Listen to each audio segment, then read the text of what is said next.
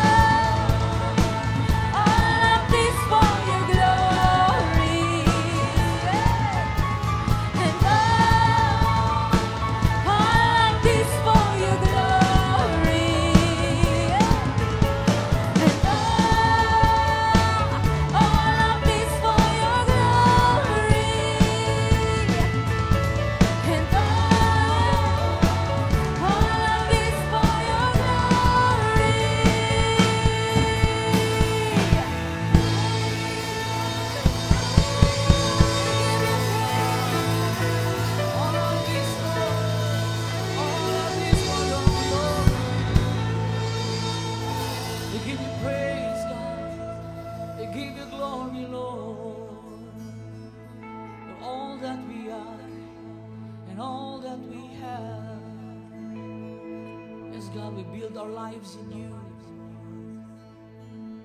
Build our lives in you.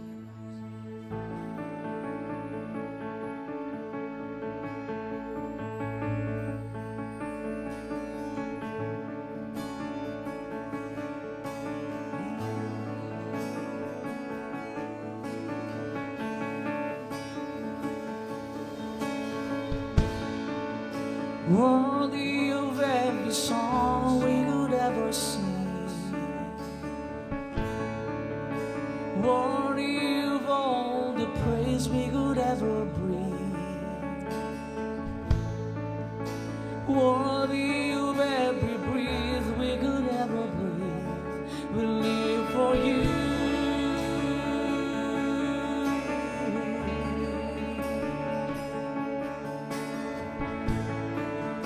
Jesus, the name above every other name. Jesus, the only one who could ever save. Worthy of every breath we could ever breathe. We live for you. We live for you. Sing on. There is no one like you. There is none beside you. Open up my eyes in wonder. Show me who you are and fill me with your heart and lead me in your love to those around me. Come on, sing it one more time. Oh, worthy of every song we could ever sing, worthy of all the praise we could ever bring, worthy of every breath that we can ever breathe.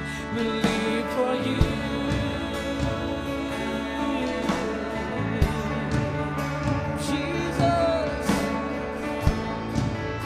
Jesus, the name above every other name. Jesus, the only one who could ever save. Worthy of every breath we could ever breathe. We live for you.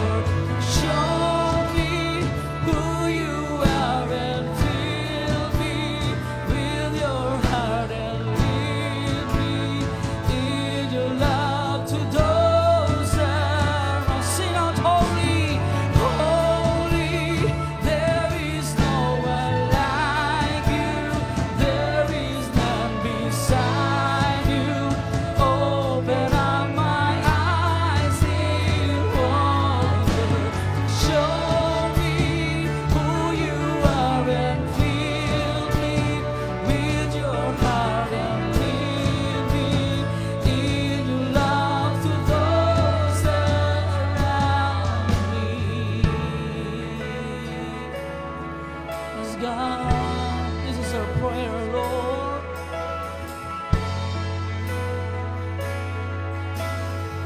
Build our lives to you, Lord.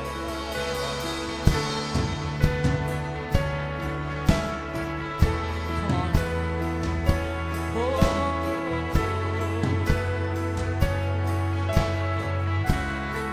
Let this be our prayer. I will build my life upon your love. It is a firm foundation.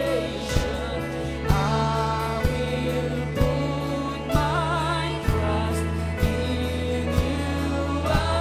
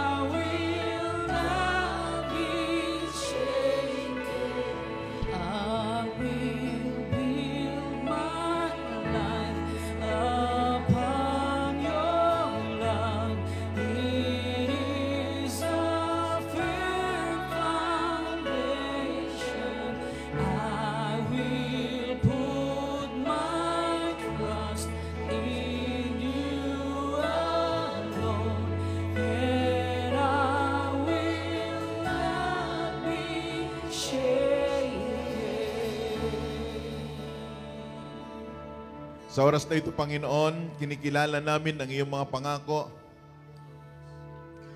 Dahil ito, Panginoon, na nagbibigay sa amin ng katatagan, ng lakas, nagbibigay sa amin ito ng pag-asa at ng kagalakan na ipagpatuloy ang buhay.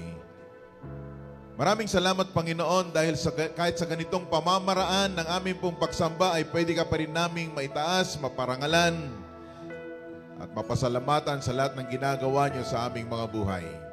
Sa araw na ito, Panginoon, kinikilala namin ang iyong mga pangako.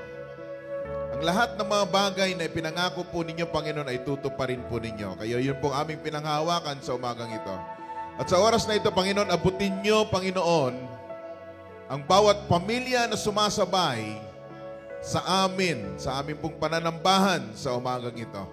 Abutin niyo po sila, ipagkaloob niyo po ang kanilang pangailangan. Kung mayroon po kaming mga kapatid, Panginoon, na lubos, na nag-aalala para sa kanilang kinabukasan at para sa kinabukasan ng kanilang mga anak, Panginoon, sa oras na ito, gumawa kayo, kumilos kayo sa kanilang mga tahanan, kumilos kayo, Panginoon, sa kanilang mga buhay. Lord, we know na until today, you still work in our lives and perform miracles, Father God. Kaya sa umagang ito, Panginoon, sa araw na ito, Panginoon, amin pong ipinapahayag sa kasagutan na may kasagutan ang aming mga kahilingan. Abutin nyo ang bawat pangangailangan ng bawat tahanan sa umagang ito, sa araw na ito. Maraming salamat po, Panginoon, because you are our provider. Salamat po, Panginoon, at kailanman hindi kami magkukulang sa aming mga pangangailangan. Maraming salamat, Panginoon, dahil kayo rin po ang humihipo ng aming mga pagod na katawan. Kayo rin, Panginoon, ang humihipo at nagbibigay ng kagalingan sa aming pong mga katawan. Kaya sa oras na ito, Panginoon, we release blessing, we release healing, Father God, and we release provision in every family that is joining us today. Today, Father God, we declare our family are blessed, our body are strong, we have our emotions are strong, Father God.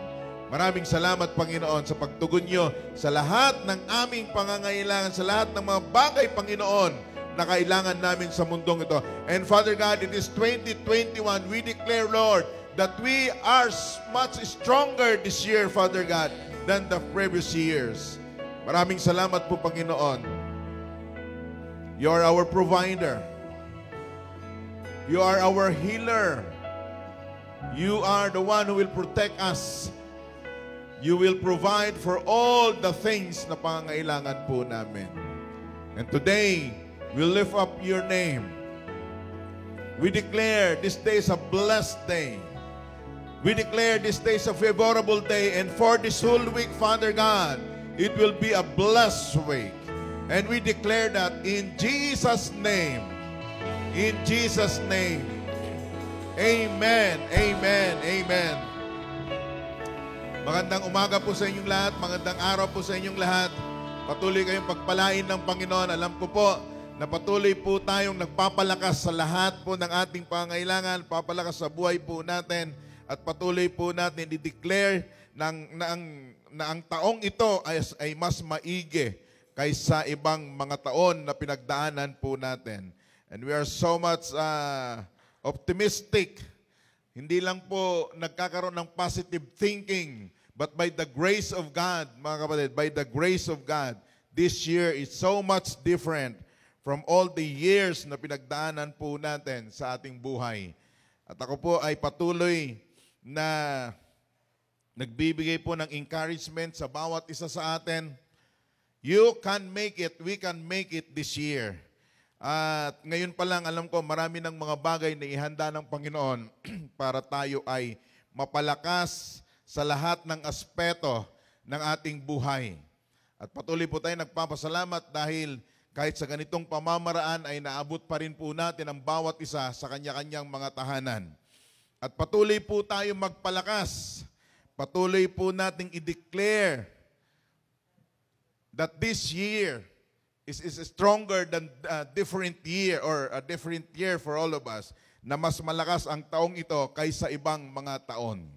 At ako po ay naniniwala na ang Panginoon ay may mga bagay pong naihanda para sa atin, na mga bagay na posibleng akala po natin ay mga bagay lang na sometimes we take it for granted.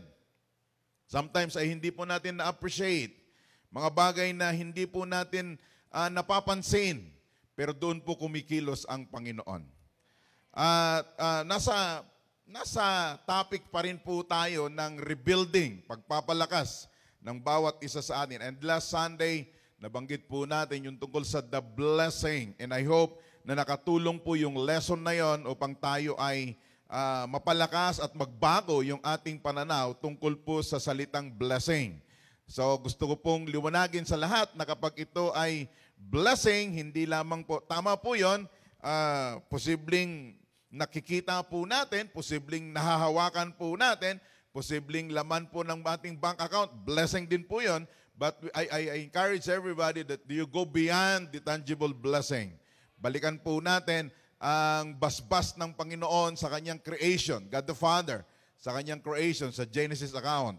At gusto ko pong maging ganun yung mindset po natin. Our position in Christ, our position, ang ating pong identity, kung sino po tayo, upang sa ganun ay hindi po natin ma-miss yung mga bagay na nakalaan para po sa atin. At sa umagang ito, pag-uusapan po natin yung ilang mga bagay na magbibigay naman sa atin ng warning para itong blessing o itong basbas na ito ay hindi po natin may compromise. Magbibigay po ako ng ilang warning, and it is a good time to remind you para sa buong taong ito ay magiging aware po tayo. Okay? Magiging aware po tayo sa mga decisions po natin, sa ating mga actions, sa mga bagay na involvement po natin. Magiging aware tayo sa mga desisyon, sa mga pinagpipilian po natin. Alam niyo po, totoo po yung sinabi nila na sa buhay na ito, may mga bagay tayong ipinagpapalit para lang makamit ang mga gusto natin. Trading. Meron tayong mga ibinabargain. Meron tayong mga bagay na itinutumbas doon sa gusto natin. Meron tayong ino-offer. Okay? Meron tayong ipinagpapalit o meron tayong ino-offer sa iba upang sa ganon, yung gusto natin ay mapunta sa atin. At yun ang nagiging prinsipyo. Okay? Hindi lang po ito tungkol sa negosyo, and even sa ating mga skills, alam niyo po, may mga taong binabayaran lang sila dahil lang sa isang idea. May mga taong binebenta lang nila yung kanilang alam, yung kanilang knowledge. Kaya nga may mga taong binabayaran lang because of their expertise. Alam nyo, kung alam mong highly favored ka, ay pwede kang magpa-check up kahit na nasa, ayokong sabihin ko na, nasa Jollibee lang.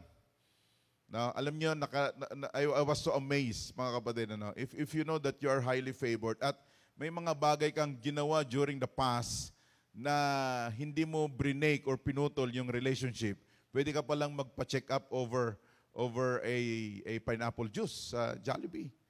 Yeah, at package na. Tatlo na kami. No? Si Jomar, si Pastora, tinext ko lang yung aking young people, yung aking hinawakang mga young people noon na ngayon ay doktor na. No? Nagkataon na hanggang ngayon ay maganda palit ang relasyon. Sabi ko, punta nga kami sa iyong clinic. Sabi niya sa akin, hindi na po, dyan na lang po tayo sa Rosario magkita. O, biro mo yon. Habang kami ay nagko-konsulta, kumakain lang. No? At ang bayad lang namin ay isang basong juice. Napakagandang pabor yun. Di ba? And you know, it was the blessing of God. Amen.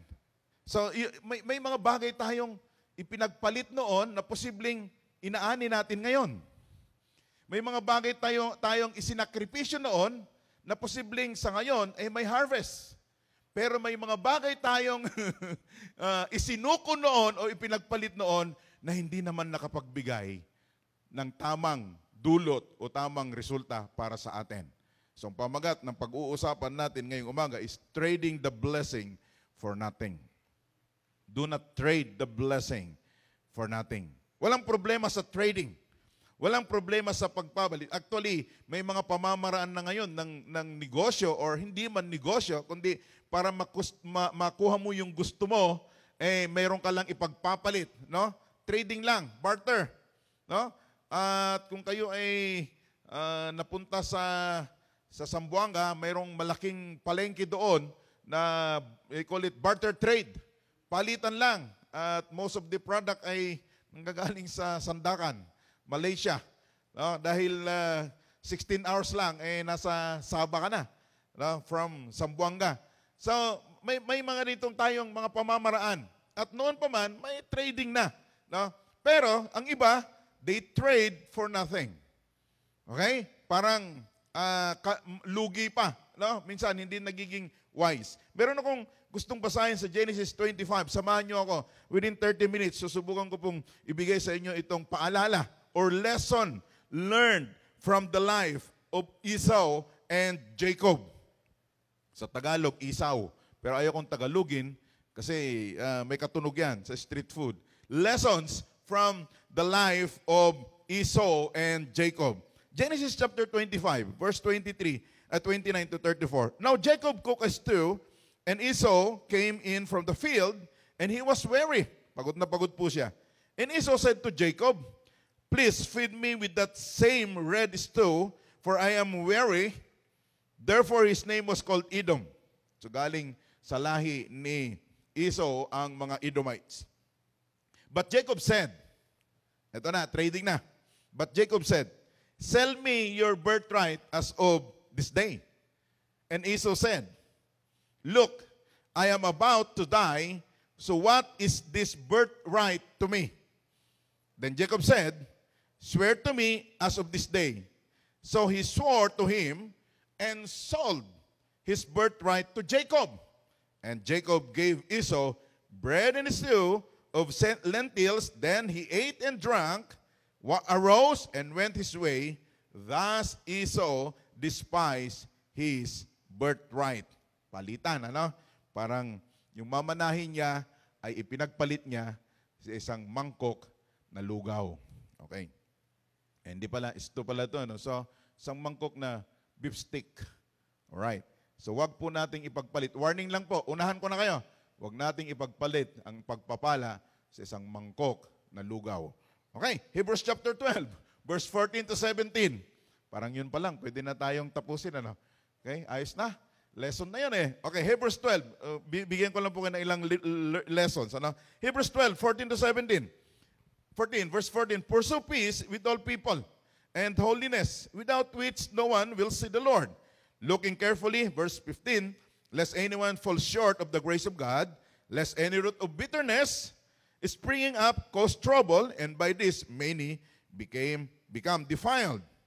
Meron po siyang ginamit, dito po sa Hebrews, yung author ng Hebrews, ginamit po niya yung example po ni Esau, lest there be any fornicator or profane person like Esau, who for one morsel of food sold his birthright. Diba? Morsel na, kaprasong pagkain.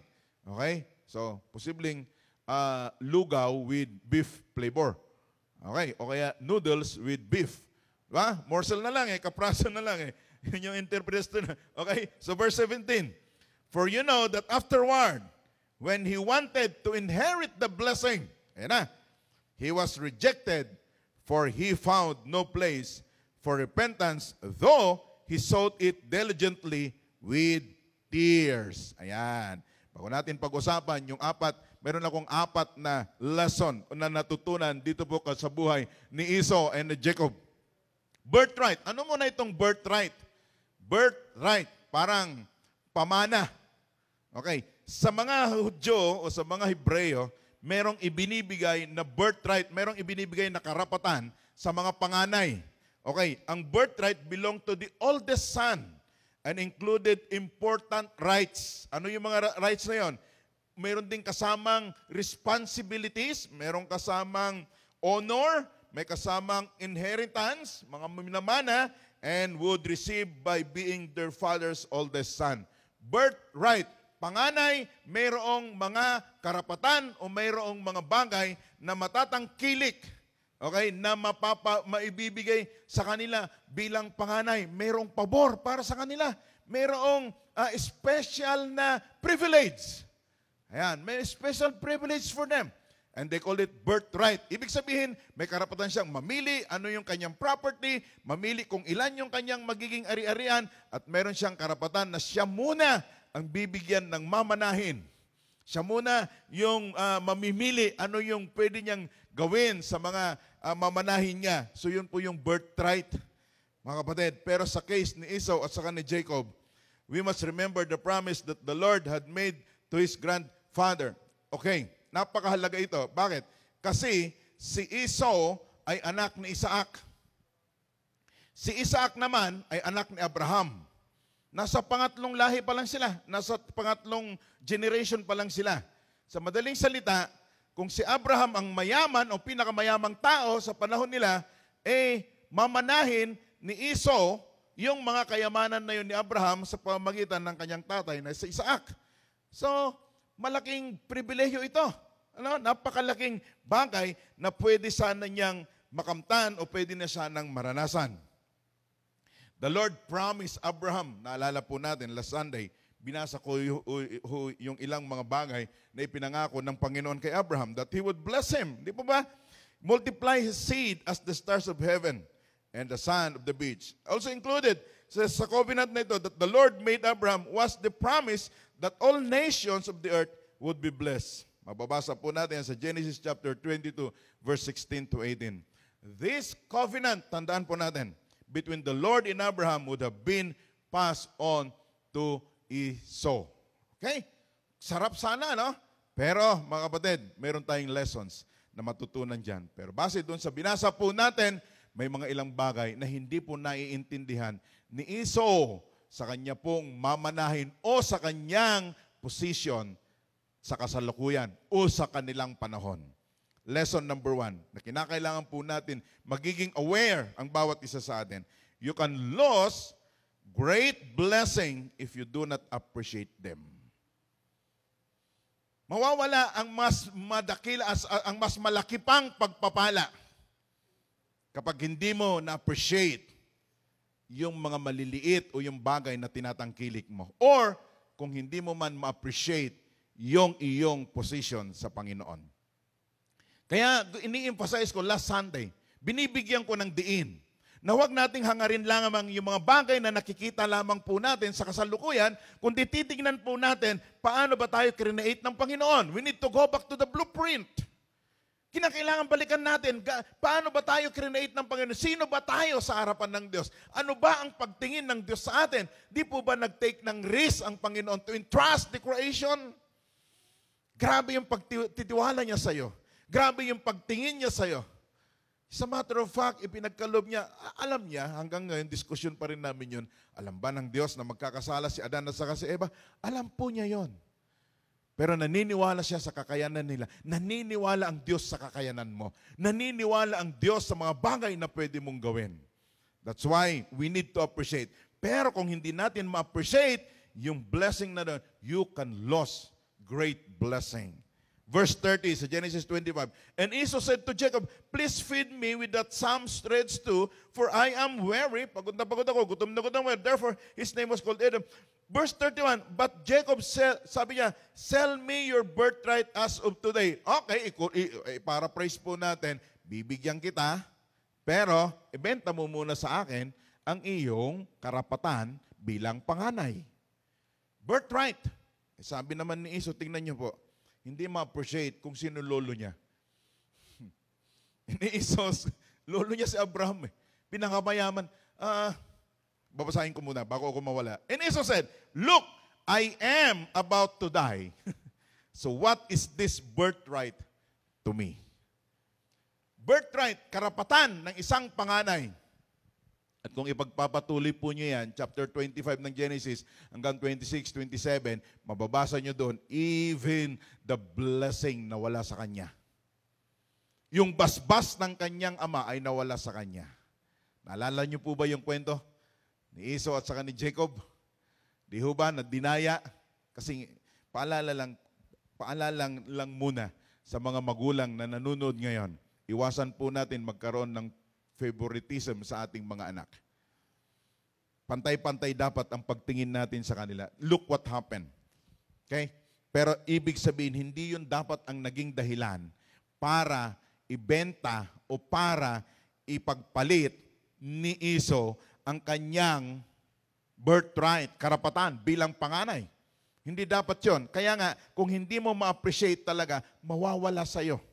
Kung hindi mo ma-appreciate, kung hindi mo mabibigyan ng importansya yung mga bagay na nasa iyo or even your position, mga kapatid, in Christ and in God, mawawala ho yun. Esau was born in a situation with great blessings. He wasn't born into a pagan home. Kinikilala nila ang Diyos where his parents worship idols and abuse him. Hindi po siya nakaranas ng ganon. He was the son of Isaac and Rebekah, grandson of Abraham, the friend of God. Malala po ninyo ang tawag kay Abraham is the friend of God. No doubt during the first 15 years of Esau's life, while Abraham was alive, his grandfather had thought it about God and his covenant promises. Naniniwala ko po ako na yung teaching na yun had been reinforced by Isaac and Rebekah. Esau had great spiritual privileges, but he threw them away because he didn't appreciate them. Ang mga bagay na hindi natin pinapahalagahan, napakadali pong ipagpalit. Di ho ba? Kahit na lumang-lumang damit na, pero kung mayroong sentimental value, kailanman ay hindi mo isasama sa mga relief goods. Pero kung gustong-gusto mo yung damit na yon, sa totoo lang, kahit na nalakihan mo na, aamoy-amoyin mo pa. Meron tayong mga ganong damit na halos ayaw natin pakawalan. Meron yata akong ganong namana sa aking tatay. Kaya minsan nagkaroon kami ng diskusyon ng aking asawa, si Pastora. Nagkakaroon kami ng diskusyon. Ibigay mo na nga yan, ipamigay mo. Sabi niya, hindi. Kasi ibinigay yan sa akin ni ganito. Kaya minsan, ayaw ko din mamigay ng damit. Baka mamaya, suot-suot na ng ibang tao, alam naman, tapos yung nagbigay, nakita naman. No, kaya ako alangan ng alangan, no? Halimbawa dito sa church, no? Ibinigay ko kay Pastor Peter yung isang ibinigay sa akin, tapos kaya ako nagpapaalam. Kasi baka naman sabi, ibinigay ko kay Pastor, bakit na kay Pastor Peter? Okay lang naman kasi magkasing katawan lang naman kami, di ba? Kung papayag siya, no? Pero ang sinasabi ko mga kapatid is this, kapag mayroong kang karapatan o mayroong kang rights o mayroong mga bagay na ipinagkatiwala sa iyo, pahalagahan mo yon. Bakit? Kasi hindi mo lang alam ano pa ang magiging resulta sa susunod na pagkakataon. Huwag nating ipagpalit sa mga bagay lang na pansamantala. Number 2, small wrong choices. Lesson number 2, small wrong choices can have drastic consequences. Small choice lang ha. Saan natin nakuha yon? Sa verse 16 ng Hebrews chapter 12. Lest there be any be fornicators, profane person like Esau. Tingnan niyo po yung definition ng Hebrew, ng author ng Hebrew kay Esau. Sabi niya, profane person like Esau, who for one morsel of food sold his birthright. For you know that afterward, when he wanted to inherit the blessing, he was rejected. For he found no place for repentance, though he sought it diligently with tears. Sometimes, ang warning signs ng mga bagay na hindi tama ay hindi kaagad-agad nakikita. Warning signs. Yung bang babala. Sawa ni Babalo. Yung babala, minsan ay hindi yan obvious. May mga pagkakataon, kung kayo may sasakyan, meron niyang warning. Halimbawa, wala ka ng gasolina, talagang nagbiblink yan, pero hindi yun accurate. Okay? Kabiblink pa lang niya, nauubos na. Sometimes hindi accurate. So, paalala po, ang mga malalaking bagay na hindi naging maganda ang dulot sa atin ay nagsimula sa maliit. Sometimes it's just a wrong choice. It doesn't seem like a big deal. But it's a critical moment and your decision can shape the rest of your life. Saan ba nagsimula ang pagkalunod o pagkagumon sa sukal? Alam nyo, siguro ako na yung taong, ang alam ko lang na laro sa braha ay unggoy-ungguyan. Marami nagre-react dito. Hindi ko po alam yung larong pusoy. Hindi ko alam yung pusoy 2, hindi ko alam yung larong 41. Ang alam ko lang ay paris-paris. At kapag may hawak akong braha, ang alam ko lang ay solitaryo. Wala na. Noong kami ay high school, ang kuya ko ay magaling magkarakrus. Napakahusay. Mayroon niyang pitik eh. May pitik daw yan. Pag ginanon mo talagang alam na alam mo kung ano yung lalapat. Pero hindi ko rin po yung natutunan. Hindi ko alam yung larong pusoy, hindi ko alam yung pinipintahan, yung tatlo sa taas, yung braha, 3 sa taas, 5 sa gitna, 5 sa baba. Pinipintahan. Okay? Nagre-react yung mga magagaling dito sa pusoy. Hindi ko rin alam yung sakla. Wala akong alam na sugal sa totoo lang. Meron na nagkukwentuhan dito, mukhang alam na alam nila yun. Bingo. Bingo? Ang pagkagumon sa sugal ay nagsimula sa papiso-piso. Palima-limang piso. Meron kong nakausap na binago na siya ng Panginoon ngayon. Siya ay born again na at iniwasan na, hindi na siya sugarol. Sabi ko sa kanya, ano ba ang nakakaaliw sa sabong? Sabihin ko na lang yung pangalan para hindi na po kayo mag-iisip pa kasi baka magmukha pang chismis. Si Kuya Jun. Sabi ko sa kanya, ano ba ang mayroon sa sabong? Sabi niya, Pastor, iba kasi ang pakiramdam kapag nananalo ka. Sabi niya, Biyernes pa lang noon, Pastor, dahil nga mayroong sultada ng linggo, Biyernes pa lang, nag-iipon na ako ng aking pantaya. Grabe yan, no? Sabi ko sa kanya, bakit? Kasi para akong hinihila sa sabungan. Maybe hindi ka agad malaking pusta. But start small. A choice na hindi nagiging tama.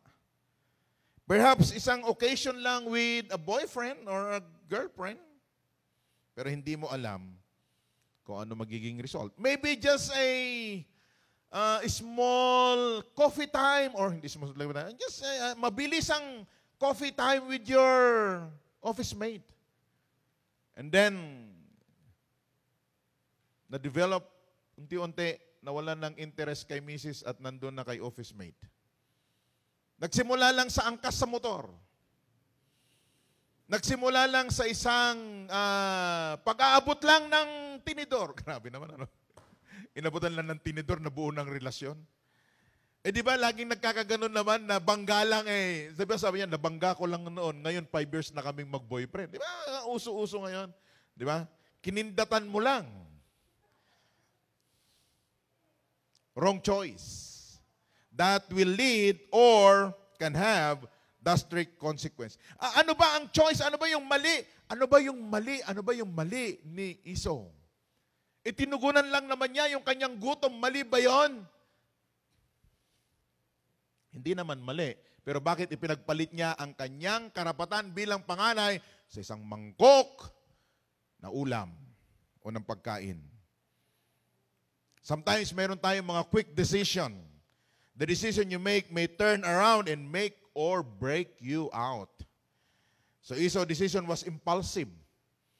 Impulsive. Ibig sabihin yung bang gutom ako, kailangan ko, anong kailangan mo? Trading. Gusto mo yung birthright? Matandaan lang ako, anuhin ko yun. Pero hindi niya alam ano yung posibleng magiging result. Alam mo po, yung series of small wrong choices, paalala lang, over the course of this life had drastic consequence or result. Minsan, ang tingin po ng tao, kagaya daw sa Amerika, ewan ko, sana dito sa Pilipinas din Sa Amerika, hindi pa ako nakarating doon, at ganun yung pamamaraan.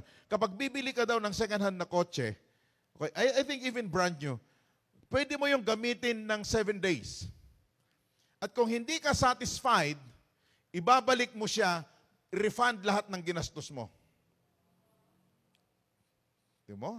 Nagulat kayo. And even sa department store. So lahat ng binili, halimbawa, bumili ka ng sapatos. At pagdating mo sa bahay, napangitan ka, after 7 days, pwede mo pang gamitin at ibalik mo siya, refunded.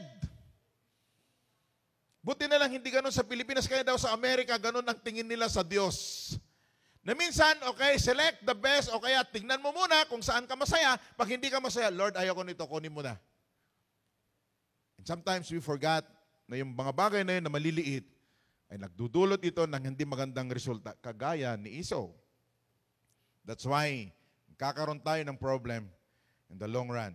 You can lose great blessing, paalala po, if you don't appreciate them. Small, wrong choices can have drastic consequences or result. Be careful. Lesson number 3. Be careful to identify what is really essential. Ano ba talaga ang mahalaga? Verse 30, and Esau said to Jacob, please feed me with the same red stew. Palagay ko ano to? Baka, red Okay? O kaya kabayo. For I am weary. Okay? Parang beef stick, ano? Therefore, his name was called Edom. But Jacob said, sell me your birthright as of this day. And Esau said, look, I am about to die. So what is this best birthright? What is this birthright for me? Be careful. Lesson number 3, mag-ingat po tayo. Be careful to identify what is really essential. Tingnan po ninyo, ang taong gutom, kahit na yung kanyang mana, kanyang karapatan, pinagpapalit niya sa isang mangkok na ulam. Mag-ingat po tayo. Ano ba talaga ang essential?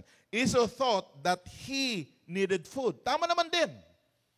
Ang kailangan niya, the time is food. Pero, ibig sabihin, hindi mo na ba pwedeng tingnan ano yung future? Na mas marami ka pang mabibili na ulam kapag nakuha mo na ang iyong mana? It sounds essential, di po ba? Bakit? Pangangailangan But it isn't. His essential need was, ang kailangan po niya is to obey God and seek His purpose. Esau mistook as essential that which really was not. And he starts off as not essential that which it really is. Nakita po ninyo? Kaya mag-ingat po tayo. This year, mga kapatid, maraming mga open doors because we were declaring that. Maraming mga new opportunities na darating sa atin. Posibleng maraming mga bagong business na darating sa atin. Posibleng maraming mga partnership or offerings na pwedeng magbibigay sa atin na makadagdag ng income natin or even change our business. But be careful, ano ba ang mahalaga? What is essential to you? Esau mistook as essential that which it really was not, mga kapatid.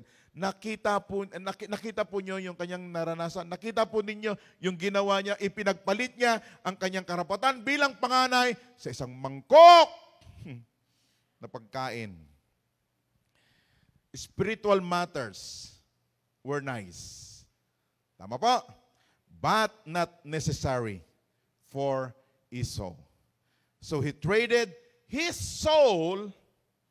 He traded his birthright for a bowl of, ito mas matindi, sabaw. Tama nga naman. Di ba? Kanina sinasabi natin, baka beef stick. Hindi, sabaw lang pala. Grabe, ano? Yung karapatan mo bilang panganay, ipinagpalit sa isang sabaw. Sana pamagat ng message natin, huwag mong ipagpalit ang pagpapala sa isang mangkok na lugaw. Kagaya rin po ng mga Israelites.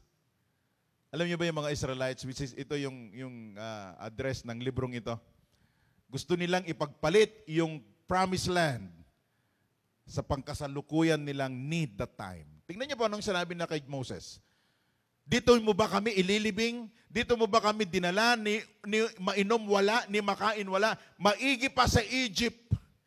Nakalimutan nila yung promise ng Panginoon na Kanaan. Dahil nangailangan sila sa panahon na yon. Gusto ko po kayong paalalahanan, huwag niyo pong ipagpalit ang mas dakilang bagay na ipagkakalob ng Diyos sa inyo sa mga pansamantala lang na pangangailangan ng inyong tiyan. Napaghahalo po natin sometimes yung idea ng essential and what is not. To look at our hectic lives, mga kapatid, paalala ko po sa iyo, you would think that it is essential to make a lot of money. Akala natin, tama po yan, wala hong problema yan. We work long hours to make a few extra money and ruin our families and our health in process. Di po ba? Minsan, sige tayo ng sige because malaki yung kita. Nakalimutan na yung kalusugan, nakalimutan na kailangan niya matulog, nakalimutan na niya na kailangan niyang kumain. Bakit? Kasi mayroong kikitaing malaki. Anuhin mo ang kikitaing malaki kung naisakripisyo naman ang iyong pamilya at ang iyong kalusugan. Sometimes we spend times sa television shows but we don't have time to nurture our souls or serve the Lord. Some people endanger their health, mga kapatid, and even their lives through drugs, drinking, because they put feeling good right now, that moment, feeling good as essential. Minsan yung pakiramdam natin, minsan yung gutom natin, minsan yung kagalakan natin, akala natin yun yung essential, pero sa totoo lang, pansamantala lang yun. Just for a moment. Nakakalimutan natin yung mas kinakailangan natin for eternity. Kailangan po bawat isa sa atin just to think carefully about what is really essential in life in light of God's Word, mga kapatid. Isulat po natin yung what is essential for us. Then, periodically, evaluate your life against those few essentials. Pag ako po ay namatay, hindi pa ngayon, ang gusto ko pong isulat ninyo sa mga nanonood, sa aking lapida, nabanggit ko na ito noon, pag ako ay namatay, ang ilagay po ninyo doon, ipaalala nyo kay Pastora, ha? O kaya ipaalala nyo kay Jomar. Dito, sa lapida ko, ha? Siyempre nakalagay yun, Romil Joy T. Napila. Oh, may joy, ha? Okay. Huwag niyo kalimutan yung joy. Okay. October 21, 1970. Oh, blank muna tayo. Okay? Tapos, wala na, and huwag rest in peace. Of course, I will rest in peace. Pero ang ilagay niyo doon is this. Dito nakahimlay ang labi ng taong naging tapat sa kanyang asawa. Praise God. Wala na yung praise God. Tapat sa kanyang asawa. Mga anak, sa kanyang mga anak, sa kanyang apo, okay? Sa kanyang mga apo, sa New Life Christian Center, Tansa, dahil palagay ko wala na ibang church na mahawakan kundi ito na lang. At panghuli at Diyos at sa kanyang Diyos. Ilagay niyo po yun sa aking lapida. Bakit? Kasi yun po yung alam kong essential sa buhay na ito. Anong importante sa akin sa buhay natin? It's not money, but my wife, my family, my grandchildren, New Life Tanza, and God. For me, that is essential. Gusto ko po kayong paalalahanan ngayong umaga. Gusto ko po kayong paalalahanan sa oras na ito. I-identify po ninyo ano ba talaga ang mahalaga. Lesson number 4. Last na po, wag mo muna kayo alis. Do not aspire for the right things for the wrong reasons and in the wrong way. Okay? Do not aspire for the right things for the wrong reasons and in the wrong way. Genesis 25:31. Tatapusin mo na talaga. But Jacob said, pinapatawa ko lang po yung mga nanonood. Nasanay po siya kasing 3 points. 4 to ngayon. Automatic, bigla umakyat. Okay, number 4. Number 4. Diyan ka lang, ha? Diyan ka lang. Okay. Number 4. Para hindi ka na, Number 4. But sabi, Jacob said, sell me your birthright as of this day. Mag-shift po tayo kay Jacob. Focus naman tayo ngayon kay Jacob. Anong sabi ni Jacob? Benta mo muna sa akin ang iyong karapatan bilang panganay. Yung birthright. Sumagot naman si Esau, okay, anong gagawin ko dyan? Matanda na ako. Sabi ni Jacob, swear. Mangako ka. So Jacob swore to him and sold his birthright to Jacob. And Jacob gave Esau bread and stew for lentils. Then he ate and drank, arose and went his way. Thus Esau despised his birthright. Jacob was right to want the birthright. Tama po yun. Lahat naman tayo gustuhin yun eh. That's right. Yung birthright, that's right. Pero kinuha po niya in a wrong way. Sinamantala po, paalala lang, sinamantala yung kahinaan ng kanyang kuya. Actually po sila kambal. Pero mas naunang lumabas si Esau. At yung palatandaan nila, si Esau ay balbon.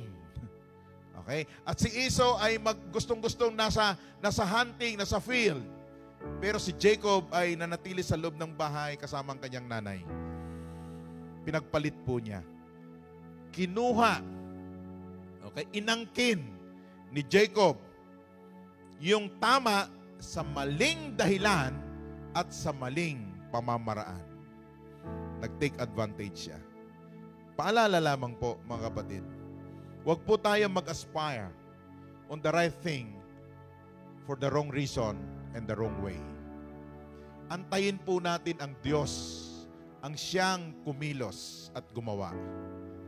Balikan po natin saglit ang history ni Abraham at saka ni Isaac at saka ni Esau at saka ni Jacob.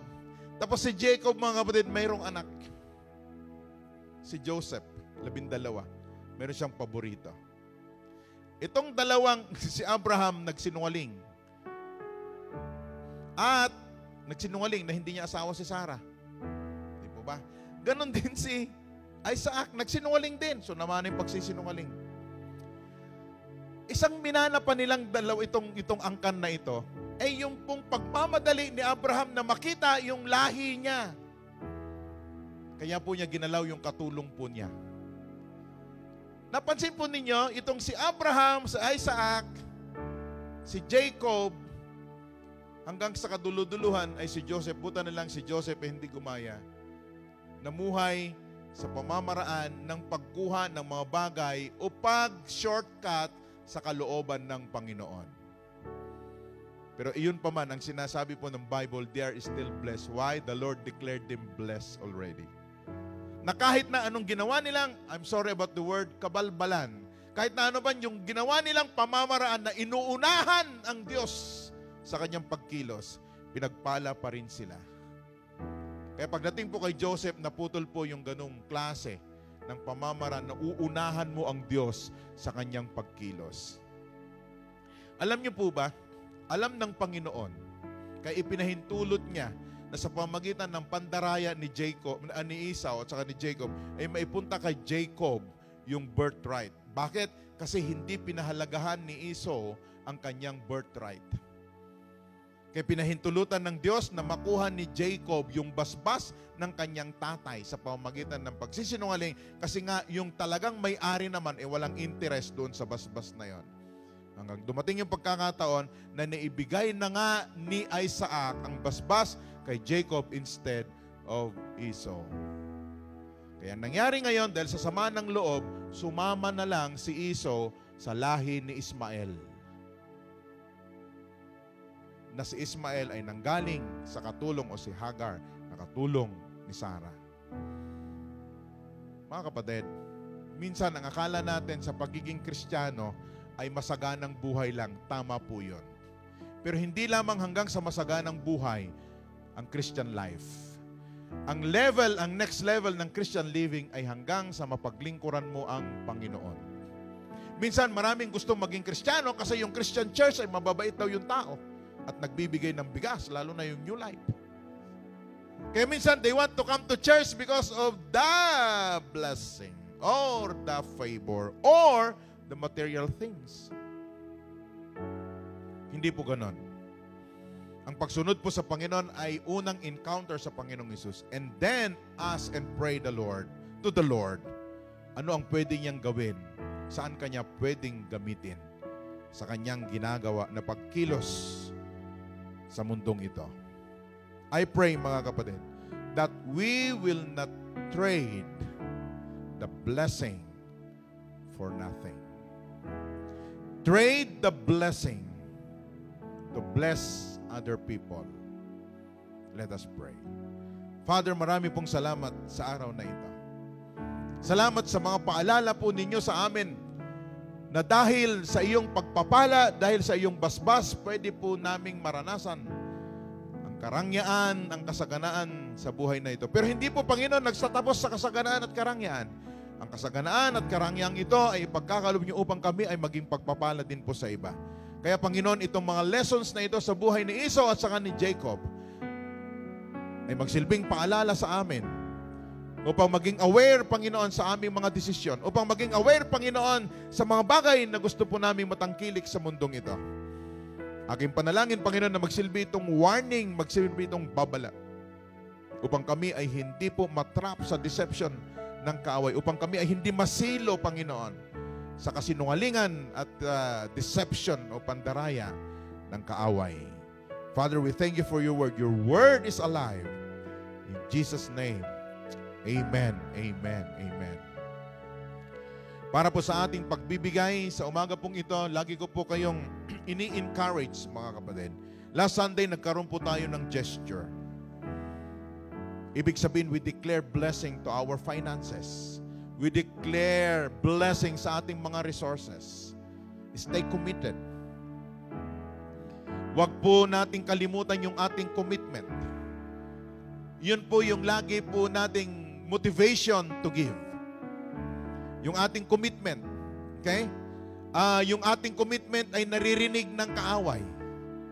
Alam niyo po yung encouragement ni Paul sa mga taga-Macedonia na ginamit po niyang halimbawa. Nung siya ay pumunta sa Corinth, itong mga taga-Macedonia, in the deep of their scarcity, they still give. Why? It is their commitment. It is their commitment. Huwag po nating kalimutan na ang dyablo po ay lagi pong dinadaya. Okay? Yung ating pong pangangailangan sa pamagitan ng pagbibigay sa atin ng sometimes doubt. No, na minsan ibibigay mo ba yan? Wala kang pambili ng bigas. Ibibigay mo ba yan? May kakulangan pa. Sometimes, mayroong ganong ginagawang deception ang Panginoon. And sometimes, itong kahirapan, itong economic situation natin ngayon ay pwedeng gamitin din ng kaaway para i-deceive po tayo. Huwag po tayong palinlang at huwag po tayo patalo sa panliling lang na ito ng dyablo. Remain faithful, remain committed to your tithes and offering. Not for the Lord,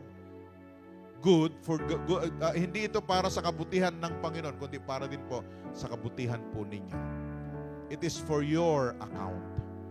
So mga kapatid, I want to pray for your tithes and offering because the tithes and offering is blessed. Salamat po, Panginoon, you provide for our needs. Thank you, Lord, because you provide for all our needs. Kaya itong pagbibigay po namin, Panginoon, ay simbolo ng aming pagtitiwala sa iyo. We trust you, Lord. We trust you. You are our source. Ipinapadaan mo lang sa aming employment ang aming pong pangangailangan. Hindi po yung aming employment ang aming source. Ikaw, Panginoon. Ikaw, Panginoon, hindi rin yung aming negosyo ang aming source, Panginoon.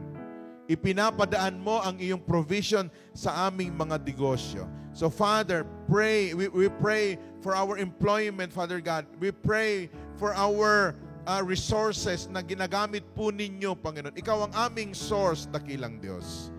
So bless, Father God, the business, Father God. Bless it, Lord. Bless it. Salamat po, Panginoon. In Jesus' name, amen. Amen. Gusto ko po mag-declare ng blessing over your family and over your life. The Lord bless you. The Lord will keep you. The Lord will make His face to shine upon you and be gracious unto you. You're highly favored. You're more than a conqueror. I pray and I declare that you will not trade the blessing for nothing. Trade the blessing to bless other people. In Jesus' name, amen, amen. God bless you, New Life. See you again next Sunday. Here are the different ways you can give. You can give through online bank transfer or bank deposit. Here's your bank account details. If you don't have a bank account, you can give through the following mobile wallet applications on your screen. Another option is to drop in your tithes and offering on our church compound. An assigned staff is ready to accommodate you. Or we can pick it up, just connect with your area coordinators. This week at New Life Tanza Online. As we step into a new season, we believe that the God of Extraordinary will continue to do extraordinary things for us this year. We pray that these online activities would help you to remain stronger in every aspect of your life. Stronger 2021. Got any questions after hearing this week's message? Let's get them answered on Roundtable, Mondays at 8 p.m. Send in your questions via the comment section or direct message. You can also be part of our online devotion as we study the Word of God together from Tuesday till Thursday at 8 p.m. And of course, let's celebrate and fill our days with His praise on our Praise Break every Friday at 8 p.m. Catch all these weekly programs on our Facebook page at New Life Tanza and YouTube channel at New Life Tanza Official. If you want to get deeper in your faith and in your knowledge about the Bible, we invite you to join our Journey classes every Sunday at 3 p.m. through our Facebook group Let Us Journey Together. All audio recordings of our reading of the Bible on Speak Life is available on Spotify at New Life Tanza. Make sure to share it with your friends and loved ones and listen in as we hear the Word of God.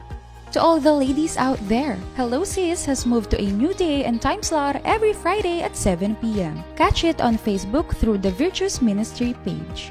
We are inviting all children on their weekly habit on Kids Jam Online every Saturday, 10 a.m. through our Children's Ministry page at Little Giants.